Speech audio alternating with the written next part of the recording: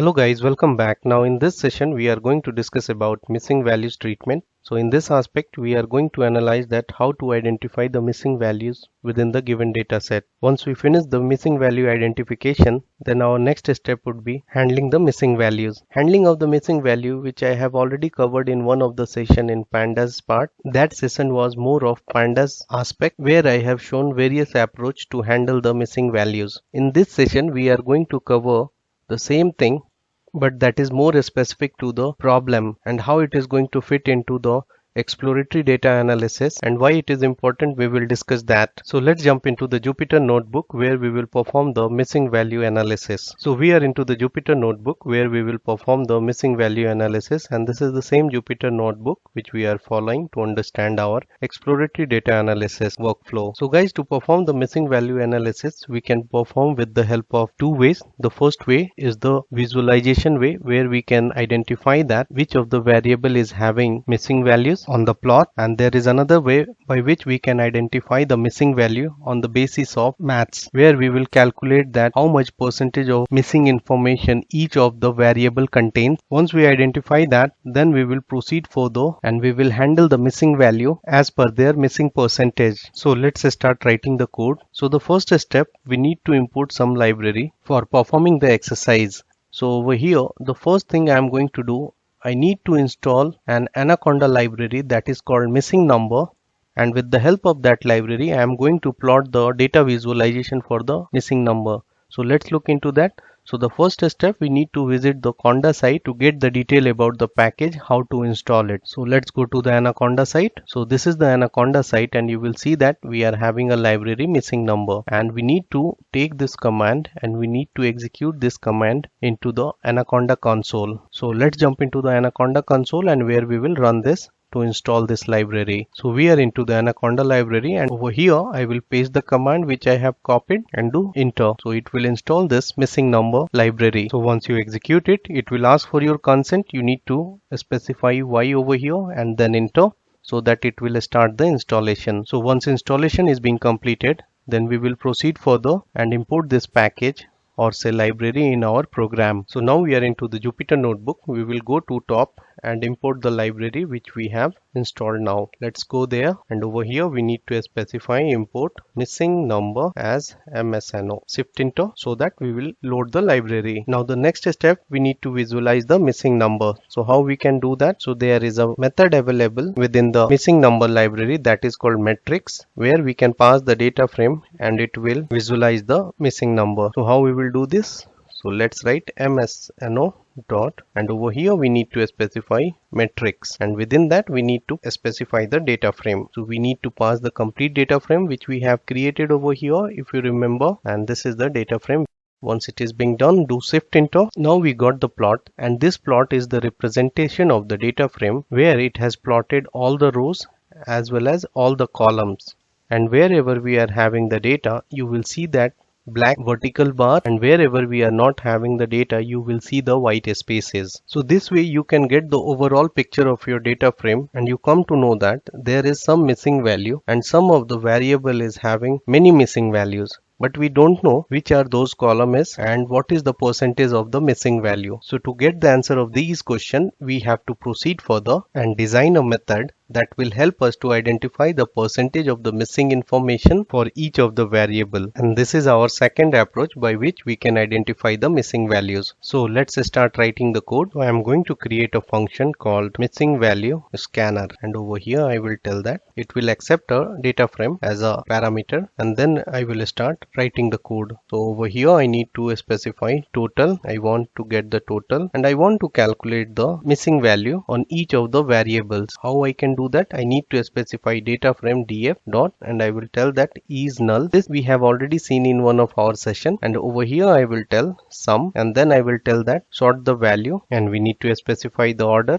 So over here I am going to tell that ascending equal to false. That means it should be printed in a descending order. Now the next thing, I need to specify the filter criteria by which we can filter out all those variable which is not having null value. So how we can do that? So let's look into that. So to filter those variable, I need to specify the square bracket over here. Once we have specified the square bracket, copy the same line of code over here and paste it over here, because the condition is going to be the same, but here I am going to filter out all the variable which is not having the null value. So I will specify not equal to 0. So it will filter out those variables which doesn't contain any kind of null value. Once it is being done, let's proceed further and calculate the percentage. So how we will calculate the percentage? We need to create another variable called %, and over here we need to specify the formula for the percentage calculation, which is based upon this thing only. So I will tell that round, and over here I will specify the same thing. I will take all these values, so better we can keep this thing into a variable, and that variable we will use it. So cut it from here. I am going to create over here that sorted null value, and over here I will specify the same thing. Now I will take this variable and I will put it over here, and instead of this I am going to cut this one and I will paste it over here. Next, to calculate the percentage, I am going to perform the same thing. Now to calculate the percentage, I am going to use the same formula which contains this. I will tell over here len, and then I will specify I want to calculate the length of the data frame multiplied by 100, and I want to display the 2-digit decimal number. Once it is being done, I want to filter out whichever the variable is not having null. It will not be considered over here. So copy the same thing. It is going to contain the same thing but with the filter condition.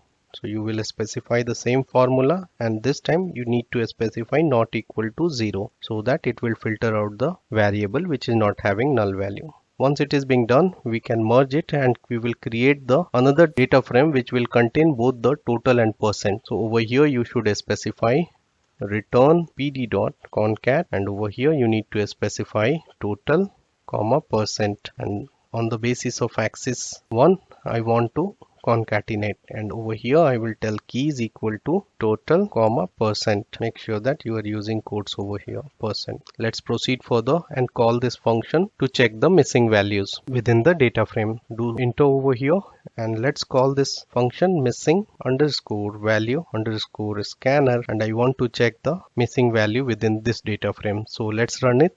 Shift enter. We got an error over here, that is because of typo, so let's correct it. It should be values. Now do shift enter. So over here you will find that total number of missing values along with the percentage, and over here on top of the table we are having pool QC. Next is the miscellaneous feature, then LA coming next, hence we are having 4th in the table. So guys, now we understand that how to get the information about the missing data. So what's next?